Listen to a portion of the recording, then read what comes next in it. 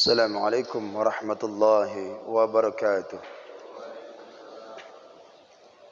الحمد لله رب العالمين، والصلاة والسلام على أشرف الأنبياء والمرسلين وعلى آله وصحبه أجمعين. أما بعد، فقال الله تعالى في القرآن الكريم: يا أيها الذين آمنوا اتقوا الله حق تقاته ولا تموتن إلا وأنتم مسلمون. وقال رسول الله صلى الله عليه وسلم: من سلك طريقا يلتمس فيه علما سهل الله طريقا إلى الجنة. Barang siapa yang berupaya untuk mencari suatu ilmu, niscaya Allah akan mudahkan jalannya untuk menuju ke syurga. Mudah-mudahan kita termasuk golongan yang disabdakan Nabi sallallahu alaihi wasallam. Amin ya rabbal alamin. Baik Bapak-bapak sekalian, para jemaah salat subuh yang dimuliakan oleh Allah Subhanahu wa taala, kita akan lanjutkan daripada pengajian kita ini di dalam kitab Syairus Salikinnya.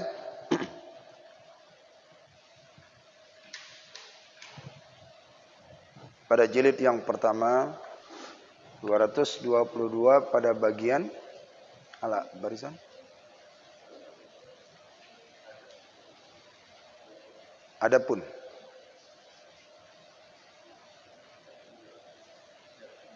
Adapun di tengah ya. Bawah lagi. Okey. A'udzu billahi minasyaitonir rajim. Bismillahirrahmanirrahim.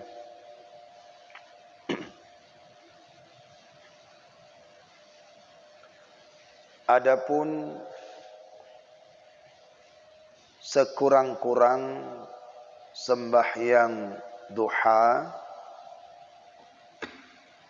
adapun sekurang-kurang sembahyang duha dan sebanyak-banyaknya sembahyang duha itu, yaitu tersebut pada bicara sembahyang sunat dahulu itu. Maksudnya sembahyang sunat duha ini sudah dibahas kepada pembahasan yang dahulu tentang solat nawafil, tentang solat sunat. Nah, berapa jumlahnya, sekurang-kurangnya, sebanyak-banyaknya, itu sudah dibahas. Dibahas tentang masalah yaitu solatun nawafil. Bila Bapak cek katanya yaitu di halaman pembahasan tentang solatun nawafil. Bisa dilihat ya, sebelum bab zikir. Sebelum bab zikir ada di halaman 65, 96, 7, 91. Halaman 91 itu dibahas tentang masalah solat-solat sunat, termasuk juga yaitu jumlah-jumlah solat-solat sunat. Ya, halaman 93. Ayo kita ulang sedikit. Kembali kita halaman 93. Kira-kira halaman 93 itu berapa tahun ini? Kalau kita mundur halaman 93 berarti setahun, 2 tahun lalu. Kalau sebanyaknya ini Pak Yadi. Hakim diprediksi ya. Berarti kita mundur dari halaman 222, mundur kita halaman plus 93, berarti mengulang pelajaran tentang masalah salat-salat sunat. Di halaman 222, musannif tidak menyebutkan lagi sekurang-kurangnya salat sunat duha itu berapa, sebanyak-banyaknya itu berapa. Sudah saya bahas pada halaman 93 itu katanya. Dah, kita baca. Minta ulang pelajaran kita yang dahulu, kata musannif. Dan ketujuh sembahyang sunat duha, dan sekurang-kurangnya itu 2 rakaat. Terjawab kan? Terjawab yang di halaman 93. Dan sekurang-kurang sempurnanya itu 4 rakaat. Itu 4 rakaat. 2, 4. Dan terafdal, yang paling unggulnya, yang paling utama daripada itu 6 rakaat. 6 rakaat salat sunat. Dan yang terafdal daripada itu 8 rakaat. Karena segala bilangan rakaat itu tersebut di dalam hadis Nabi sallallahu alaihi wasallam. Bilangan-bilangan yang tadi 2, 4, 8 itu sudah ada di dalam hadis Nabi.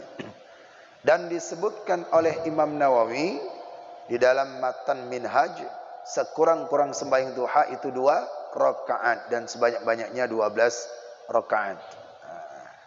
Itu dia ya, sebanyaknya. Itu sudah hamba sebutkan di perkara solat sunat yang dahulu. Itu kata musannif Syekh Abdul Samad Falambani. Kita kembali 22, halaman 222 lagi. Dah. Adapun sekurang-kurang sembahyang duha dan sebanyak-banyaknya salat sembahyang duha itu tersebut pada bicara sembahyang sunat dahulu itu, yaitu seperti yang disebutkan oleh Syekh Abdul Qadir Jilani di dalam kitab Ghunyah. Seperti yang disebutkan oleh Syekh Abdul Qadir Jilani di dalam kitab Ghunyah beliau. Apa kata beliau? Wa amma adada salatud duha fa aqallaha rak'atani wa a'dalaha 8 rak'atin wa aktsaraha 12 rak'atin. Artinya, dan adapun bilangan sembahyang duha itu ini menurut Syekh Abdul Qadir Jilani.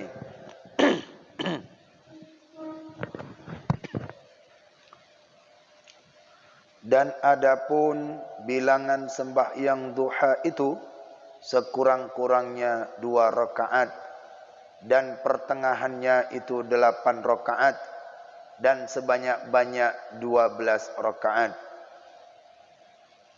Berarti sama pendapat dengan Imam Nawawi yang sebanyak-banyaknya itu adalah 12 rakaat yang kita lihat di halaman 93 itu tadi. Dan sama juga pendapat dengan Syekh Abdul Qadir Jilani dalam kitab Ghunyah beliau yang disebutkan oleh yaitu Syekh Abdul Samad Al-Falambani. Beliau samakan bahawa sekurang-kurangnya untuk jumlah rakaatnya. Dah.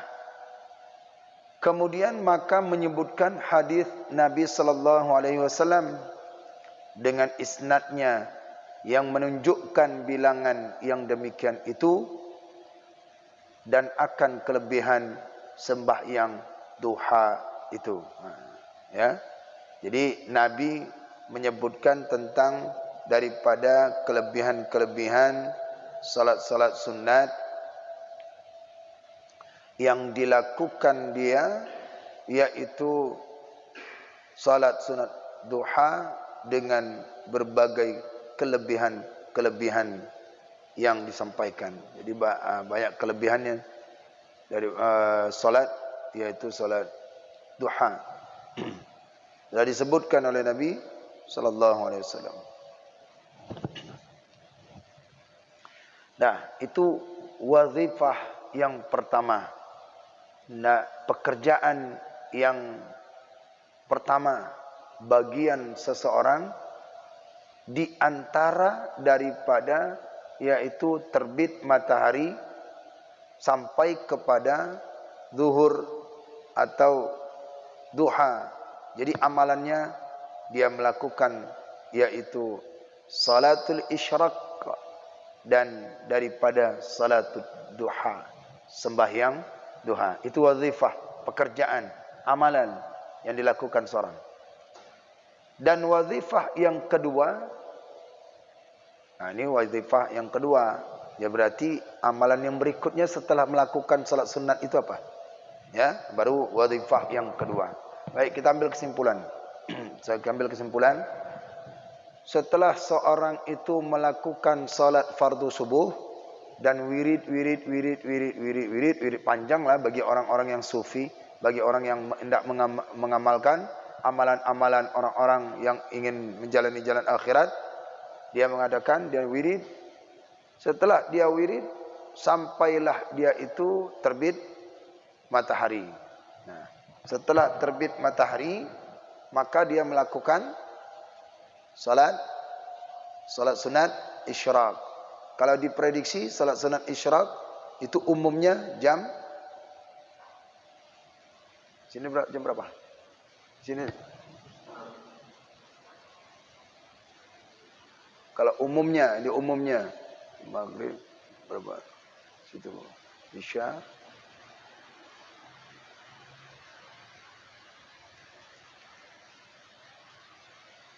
Imsak. Qad. Subuh.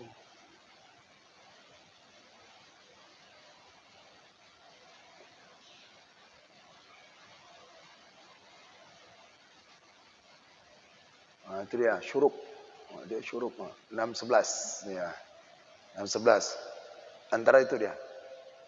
Kalau umumnya saya cek itu biasa jam 6 lewat 14, 15, beda-beda lah.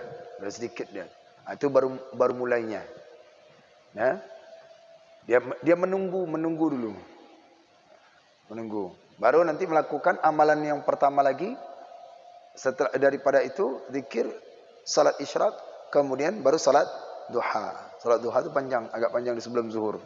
Nah, apa bedanya daripada salat sunat isyraq dan salat sunat duha itu? Bedanya di mana? Sama tidak tuh?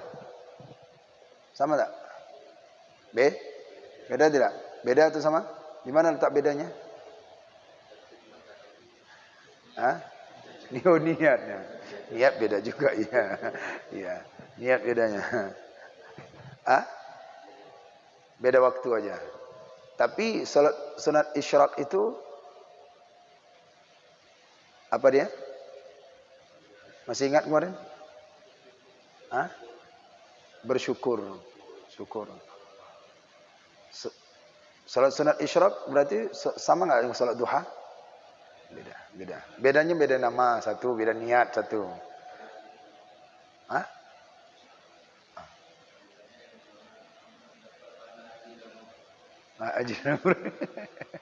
Ya. Bedanya di waktunya saja nih, waktu. Salat sunat isyraq itu bagian daripada salat sunat duha, bagian. Tapi dia letak beda. Bedanya di mana dia? Bila salat sunat isyraq itu dia dilakukan yaitu apa bedanya? Apa bedanya Pak Khalid? Apa dia jawabannya? Bapak Is. Bedanya di mana? Satu, tadi bedanya nama, iyalah isyraq. Ini syuruk ya. Syarqa yasyriku syuruk. Apa bedanya? Ya. Satu, apa lagi? Itu udah jelas nama beda. Niatnya akan syukur nikmat. Waktunya pendek. Rakaatnya karena duha. Salat sunat isyraq itu di bedanya apa? Dia dilakukan setelah melakukan daripada salat sunat subuh. Menunggu wirid dia, wirid. Wirid. Setelah menjelang kira-kira yaitu 15 menit. Nah, itu 15 menit ni. 15 menit ni seperti jam 6.11 lah. Kita lihat jam 6.11 atau 12, 13 gitulah. Baru dia dilakukan salat sunat isyraq. Bedanya salat dengan duha, salat sunat isyraq dia dikerjakan di tempat dia salat. Mana? Di masjid. Masjid. Kalau salat duha dimanapun boleh. Apa keutamaannya? Bila seorang itu dia melakukan dia salat sunat isyraq itu, maka dia akan mendapatkan pahala haji dan umrah tamatan. 3 kali Nabi menyebutkan. Sempurna. Tapi dengan satu syarat, dia tanpa berbicara. Dia tanpa berbicara setelah pada subuh itu dia cuma wirid aja, wirid. Zikir. Dia bicara, maksudnya bicara dunia, kecuali dia itu bicara pengajian apa yang kemaslahatan akhirat itu enggak apa-apa. Dia kan nama sama zikir, pengajian zikir, ini wirid. Setelah itu nampak dia langsung salat. Nah, misalnya di situ mulainya. Nah, jadi diletakkan kalau salat sunat duha itu nggak mesti di masjid, di rumah. Dia di luar. Tapi kalau sunat isyraq di tempat dia salat, duduk misalnya di sini. Dia wirid sambil menunggu masuknya waktu syuruk. Masuknya waktu syuruk itu. Syuruk itu waktu melakukan amalan isyraq namanya. Itu dah isyraq. Dah, ya, itu letak bedanya sampai dia. Berarti salat sunat duha itu boleh dilakukan di tempat lain. Salat sunat isyraq adalah dilakukan di tempat ya, tanpa dia berbicara hal keadaan dunia. Nah, itu udah hilanglah keutamaannya. Dia mendapatkan pahala yaitu seperti orang melakukan pahala haji dan umrah, yaitu dengan sempurna rukun dan syaratnya dilakukannya, pahalanya. Baik, itu yang pertama kesimpulannya. Bila tidak mau dilakukan, ya sesuai dengan apa yang kata Imam Nawawi, boleh 2 rakaat, boleh 4, boleh, yaitu pertengahannya. Pertengahannya 8. Kalau Syekh Abdul Qadir Jailani dalam kitab Gunyah dia 8 pertengahan. Sebanyaknya 12. Afdalnya mana itu?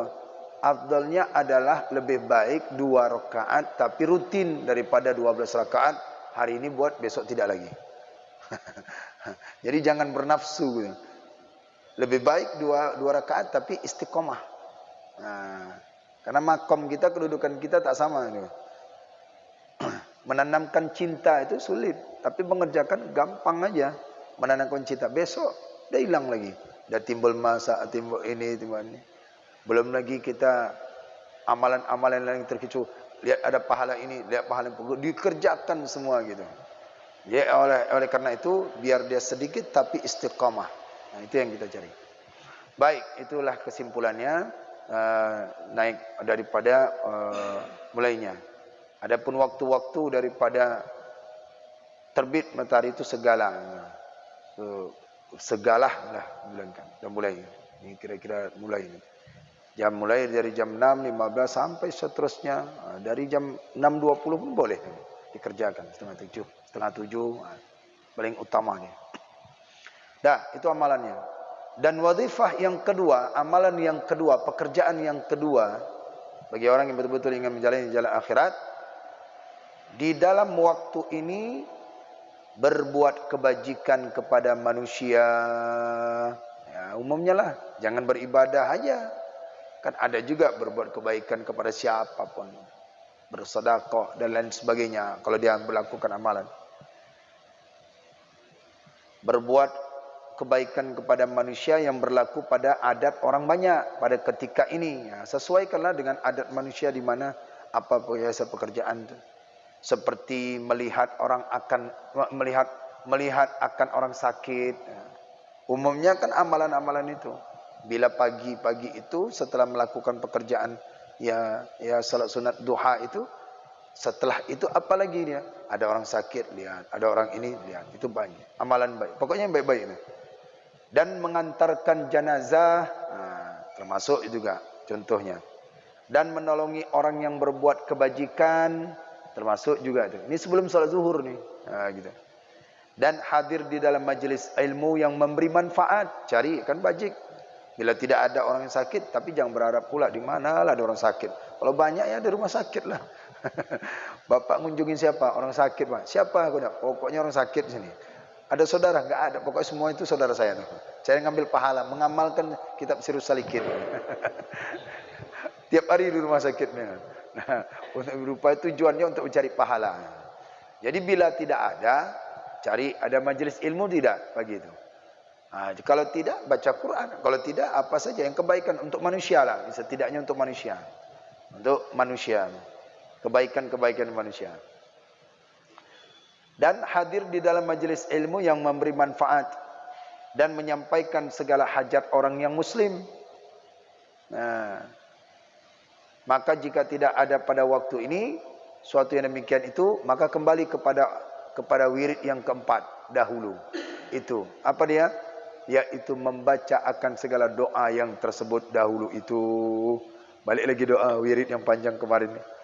Al-Musabba'atul Asyarah. Kalau tak ada orang yang sakit, ada orang mengantarkan jenazah, kemudian tak ada majelis ilmu, tak ada kebaikan-kebaikan lain, maka kembali ke wirid. Udah, balik lagi rumah, wirid aja.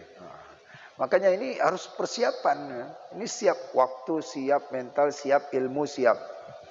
Termasuk melakukan salat sunat isyraq sama dengan duha tadi itu, ilmunya betul-betul. Doanya apa? Tapi kalau cuma melakukan gerakannya saja, ya kebaikan aja. Tapi dia belum sempurna. Makanya setelah doa salat sunat isyraq apa? Doa setelah salat sunat duha apa? Jadi amalannya itu apa? Makanya ketika kita salat, tidak melakukan salat itu, harus ada ilmu terlebih dahulu. Jangan langsung terpijut dengan pahalanya seperti haji nih. Pahalanya. Tapi ketika kita lihat saat dia salat, salah. Ya, contohnya aja untuk berniat aja udah berbeda Pak Wangan, ya kan? Assalamualaikum. Pak Wah. Ya. Kalau sunatnya aja itu berbeda. Asik nih, nggak dengar loh. Ya Pak Wah. Iya. Jadi kalau sholat sunat itu niatnya aja harus ada ilmu. Jadi kalau sholat sunat itu sebutkan sunat, jangan fardu. Jangan lagi. Usolli fardu qobliya subuh misalnya. Jadi tidak ada namanya fardu, tapi sunat. Di situ kita nanti letak salah. Jadi betul-betul ilmu. Betul ilmu. Dalamin. Saya harus melakukan apa keutamaannya, apa caranya, bagaimana caranya. Jadi kalau ingin meringkas, beli tuntunan buku-buku yang sunat-sunat, perkara-perkara sunat. Bila ada waktu, amalkan. Gitu. Dan membanyakkan zikrullah, dan membanyakkan sembahyang sunat jikalau berkehendak akan dia. Kalau mampu, banyak-banyaklah salat sunat. Banyak-banyak salat sunat. Ini bagi ada waktu Pak. Ini bagi ada yang sudah merasakan manisnya ya, amalan-amalan itu. Tapi yang belum jangan. Ya, bagi seorang yang ahli, yang ingin ahli ilmu, yang dia itu dapat manisnya ilmu, maka dia dianjurkan banyak mengulang. Ya, tapi kalau orang dia bukan ahli ilmu, harus dia banyak ibadah loh. Makanya beda kalau orang yang ahli ilmu, dia harus dalamkan. Kenapa? Dia untuk umat nanti. Tapi kalau salat sunat, dia untuk dirinya sendiri masuk surga. Untuk dirinya. Tapi kalau orang ahli ilmu, dia harus berbanyak mutola'ah, muzakarah, mengajar sana, dan menunjukkan, kemudian buat halaqah. Itu bedanya. Bila seorang yang ingin mendalamin, makanya di dalam kitab Syairus Salikin ini apa? Hamba sampaikan di sini ilmu-ilmu tentang masalah fardu ain. Wajibnya mana? Udah sampai di situ. Selebihnya adalah untuk orang-orang yang beramal-amal ingin lebih untuk di akhirat. Bagi orang yang hendak mendalamin, silahkan rujuk kembali ke kitab fikih-fikih. Jadi dia enggak semua, karena ini bukan kitab fikih. Ini kitab yaitu mengangkat seseorang menjadi orang yang salik. Tapi harus dengan satu, mengetahui fardu ain saja. Sekedar fardu ain. Setelah itu baru. Maka diajarkan kita bagi orang yang betul-betul ingin menjalani fardu ain lah terlebih dahulu. Kalau dia bukan seorang ahli ilmu, dia mengkaji ilmu itu sekedarnya saja. Syarat, rukun, dah selesai. Itu dia. Tapi bagi orang yang ahli ilmu, dia harus banyak mutola'ah. Makna mutola'ah itu apa? Banyak mengulang, banyak meneliti. Ya ini apa? Ini apa? Tapi bila dia mampu, tak jadi masalah. Waktunya. Dan membanyakkan zikrullah, dan membanyakkan sembahyang sunat, jikalau berkehendak akan dia. Itu tadi. Baik, itulah selesai sudah daripada perkara-perkara wazifah. Buat kesimpulannya, berarti ada amalan di antara, yaitu daripada mulai terbit matahari sampai yaitu sebelum gelincir matahari. Itu amalan wazifahnya. Termasuk ada sembahyang salat sunat istikharah ya situ ya. Ada. Jadi kesempatan bila tidak ingin mau lebih tentang pemahaman itu, tinggal ada bukunya tentang salat-salat sunat. Itu pembahasannya ada di situ. Kemudian doa-doa juga ada. Saya catat di sini doa-doa panjang nanti. Ya, jadi harus ada cara doa-doanya. Baik, itu aja ya. InsyaAllah kita akan melanjutkan kepada fasal berikutnya. Selesai sudah pelajaran itu, kita akan memasuki daripada fasal wirid yang ketiga. Wirid yang ketiga daripada waktu duha pada hari itu. Oh, ini belum lagi. Salat zuhur belum nih. Ternyata salat zuhur itu ada di halaman 224 paling bawah. Itu baru salat zuhur tuh. Itu baru masuk salat zuhur. Berarti masih kira-kira nih jam-jam 10 pagi ya. Jam 11 itu yang dilakukan sebelum salat zuhurnya. Insyaallah. Baik ya, insyaallah kita akan lanjutkan kembali daripada amalan-amalan ini. Bapak silahkan untuk mengambil kesimpulannya. Amalan-amalan wiridnya sudah dibajang ya, mengamalkan yang ingin sudah lakukan, jangan melihat amalan orang lain, mungkin dia ada, mungkin dia enggak, karena jika dia ingin mendalamin ilmu ini dengan jelas langsung amalkan, kalau tidak lupa nanti kalau dia kurang paham. Itu saja, wallahu a'lam bissawab.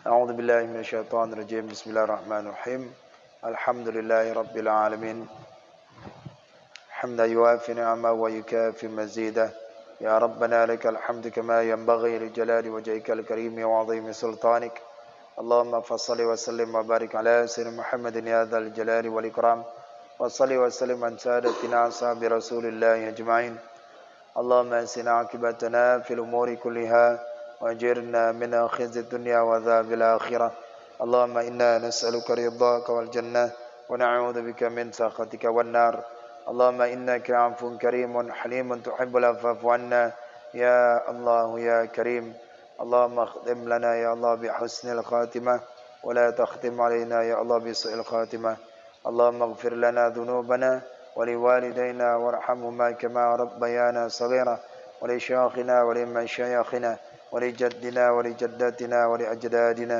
ولجميع المسلمين والمسلمات والمؤمنين والمؤمنات الأحياء منهم والأموات برحمتك يا أرحم الراحمين اللهم اجعل خير أيامنا يوم نلقاك وأنت راض عنا واختم بالصالحات أعمالنا وتوفنا مسلمين وألحقنا بالصالحين اللهم إنا نسألك رضاك اللهم إنا نسألك علما نافعا ورزقا حلالا طيبا وعملا متقبلا ربنا آتنا في الدنيا حسنة وفي الآخرة حسنة وقنا عذاب النار وصلى الله وسلم على سيدنا محمد وعلى آله وصحبه أجمعين سبحان ربك رب العزة عما يصفون والسلام على المرسلين والحمد لله رب العالمين. الفاتحة. أعوذ بالله من الشيطان الرجيم بسم الله الرحمن الرحيم الحمد لله رب العالمين الرحمن الرحيم مالك يوم الدين إياك نعبد وإياك نستعين اهدنا الصراط المستقيم صراط الذين أنعمت عليهم غير المغضوب عليهم ولا الضالين رب اغفر لي ولوالدي وللمؤمنين آمين. صلى الله على محمد صلى الله عليه وسلم صلى الله على محمد صلى الله عليه وسلم صلى الله على محمد صلى الله عليه وسلم صلى الله على محمد يا ربي صل وسلم وبارك عليه. Demikian kajian ini, semoga ada manfaatnya. Wallahu a'lam bishawab. Assalamualaikum warahmatullahi wabarakatuh.